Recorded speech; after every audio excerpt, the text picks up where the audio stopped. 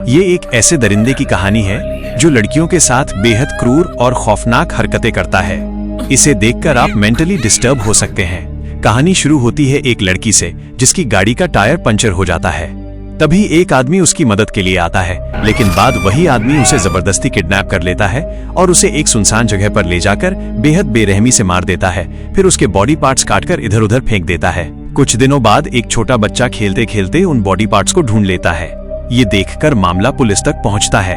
यहाँ पर एक खास एजेंट को दिखाया जाता है जो ये सब देखकर अंदर से टूट जाता है और उसका दिमाग गुस्से से भर जाता है। अब इस मूवी में आपको देखना है कि वो एजेंट उस किलर को कैसे ढूंढता है, लेकिन वो उसे सीधा मारता नहीं है, बल्कि उसके साथ मौत का एक खौफनाक खेल खेलता है। वो उसे बार बार पकड़ता है, छोड़ता है, फिर पकड़ता है और बेहद ब्रूटल तरीके से टॉर्चर करता है। जिस तरह से वो किलर को तड़पाता है, उसे देखकर आपको लगेगा कि असली जानवर कौन है, किलर या वो खुद। कहानी की शुरुआत होती है सड़क पर एक कार से जो तेजी से आगे बढ़ रही होती है। तभी अचानक उसका टायर पंचर हो जाता है और गाड़ी सड़क किनारे रुक जाती है। उस कार में एक लड़की होती है जिसका नाम जांग जुयू है। वो तुरंत अपने मंगेतर को कॉल करती है जिसका नाम किम सू होता है। दोनों फोन पर बात कर ही रहे होते हैं कि तभी वहां एक स्कूल वैन आकर रुकती है। वैन से एक आदमी उतरता है और पूछता है, क्या हुआ?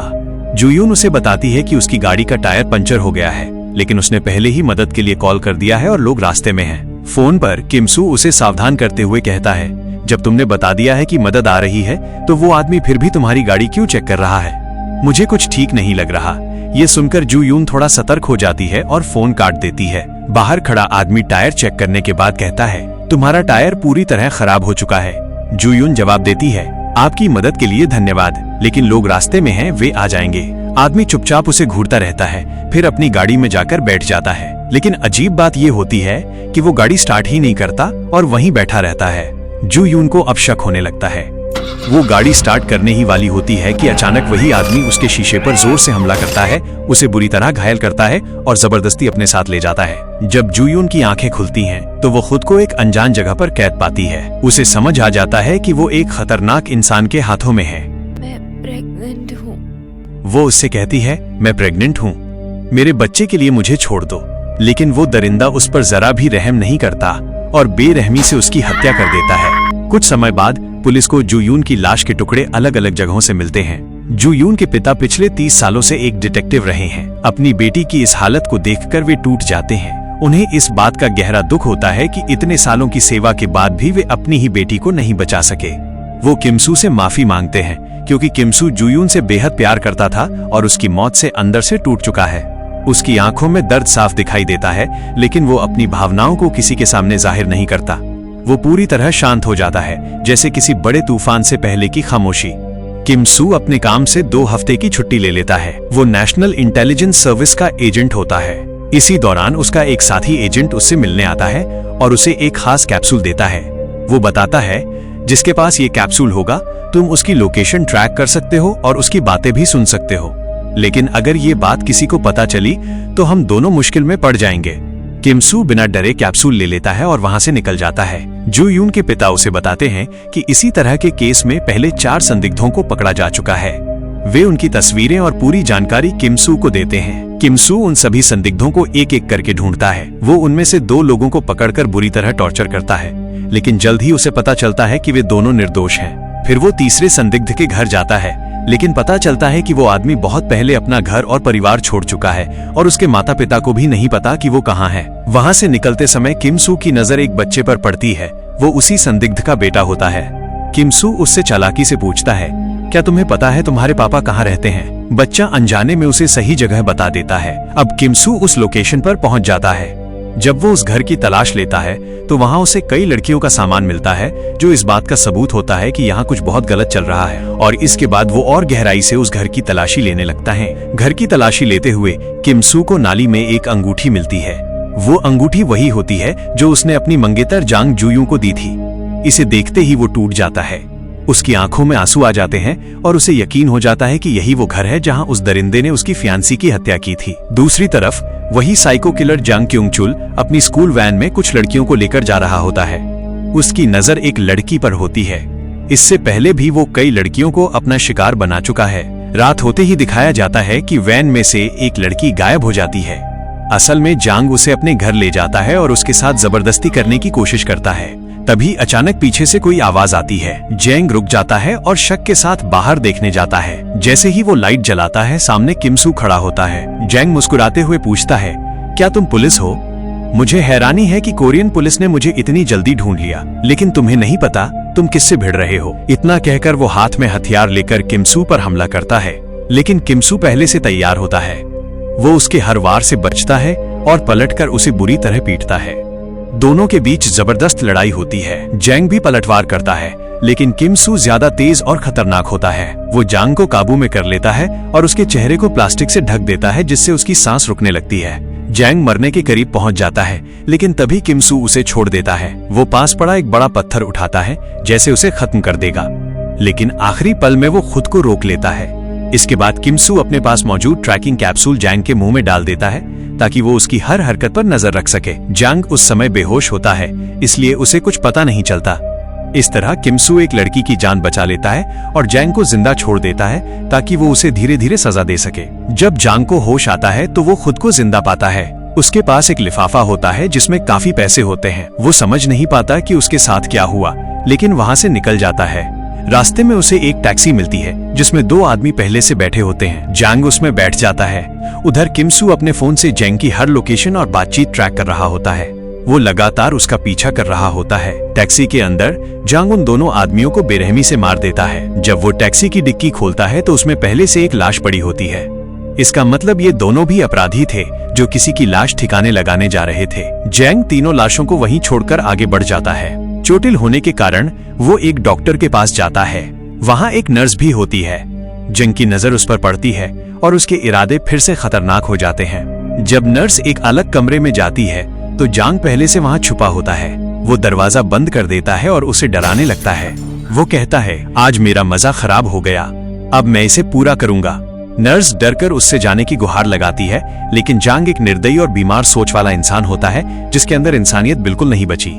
जैसे ही वो नर्स के साथ जबरदस्ती करने की कोशिश करता है, अचानक पीछे से किम सू आ जाता है और वो सिलेंडर से जैंग के सिर पर जोरदार वार करता है। किम सू नर्स को बचाने के बाद जंग क्यूंग चुल पर टूट पड़ता है। वो उसे इतनी बेरहमी से मारता है कि जैंग लगभग मरने की हालत में पहुंच जाता है। नर्स डर के मारे वहां से भागने लगती है, लेकिन किम सू उसे रोककर कहता है, रुको, तुम्हें इसकी पट्टियां करनी होंगी। फिर वो जैंग के कान में धीरे से कहता है, ये तो बस शुरुआत है, अभी बहुत कुछ बाकी है और ये इससे भी ज्यादा दर्दनाक होगा। इसके बाद किम सू उसकी एड़ी पर ऐसा वार करता है कि उसकी चीख निकल जाती है। दर्द उसकी रूह तक पहुंच जाता है। अगले सीन में जैंग को दिखाया जाता है, वो बुरी तरह घायल हालत में सड़क पर चल रहा होता है। उसका पैर खराब हो चुका है, हाथ भी टूटा हुआ है।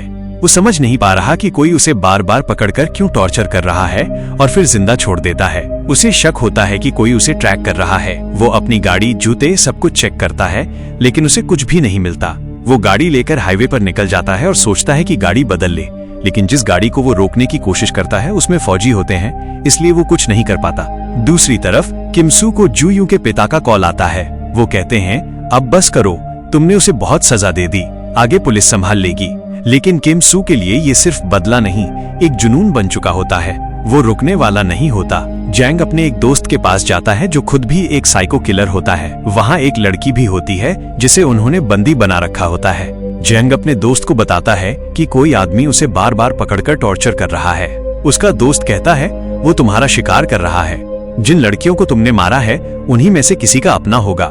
तभी जिन को याद आता है किम सू के हाथ में वही अंगूठी थी और उसे समझ आ जाता है कि ये सब क्यों हो रहा है। उधर जैंग का दोस्त उस लड़की को मारने ही वाला होता है कि तभी किम सू वहां पहुंच जाता है। वो बिना आवाज किए अंदर आता है। दोस्त हैरान होकर पूछता है, तुम अंदर कैसे आए? लेकिन जवाब देने की बजाय किम सू उस पर टूट पड़ता है और उसे बुरी तरह पीटता है। तभी जैंग भी वहां पहुंच जाता है और तीनों के बीच जबरदस्त लड़ाई शुरू हो जाती है। किम सू दोनों साइको को इतनी बुरी तरह मारता है कि वे लगभग अपाहिज हो जाते हैं, ताकि भविष्य में किसी को नुकसान न पहुंचा सके। और एक बार फिर वो जैंग को भी बेरहमी से पीटता है। अगली सुबह पुलिस वहां पहुंचती है और सभी को गिरफ्तार कर लेती है। सभी घायल होते हैं, इसलिए उन्हें अस्पताल ले जाया जाता है। किम सू भी घायल होता है और उसका इलाज चल रहा होता है। तभी उसका वही दोस्त जिसने कैप्सूल दिया था उससे मिलने आता है। वो कहता है, तुम उसे पुलिस के हवाले क्यों नहीं कर देते? किम सू शांत लेकिन खतरनाक लहजे में जवाब देता है, अभी नहीं, जब तक वो जो कर चुका है उसका पूरा हिसाब नहीं चुका देता, मैं उसे नहीं छोड़ूंगा। दोस्त बताता है कि कैप्सूल अभी भी काम कर रहा है और जांग के शरीर के अंदर ही है। किमसू उसे चुप रहने का इशारा करता है क्योंकि पास ही जांग लेटा होता है। किमसू पर्दा हटाकर देखता है जांग बेहोश पड़ा है, लेकिन असल में जांग सिर्फ बेहोशी का नाटक कर रहा होता है। वो सब कुछ सुन चुका होता है। अब उसे समझ आ जाता है कि उसके शरीर में ही ट्रांसमीटर है जिससे किमसू उसकी हर लोकेशन जान जाता है। कुछ समय बाद किमसू फिर से जैंग को एक सुनसान जगह पर छोड़ देता है ताकि वो फिर कुछ करे और वो उसे फिर सजा दे सके, लेकिन इस बार खेल बदल चुका होता है। जैंग मुस्कुराते हुए कहता है, मुझे पता है तुम मुझे सुन सकते हो, अब असली खेल शुरू होगा।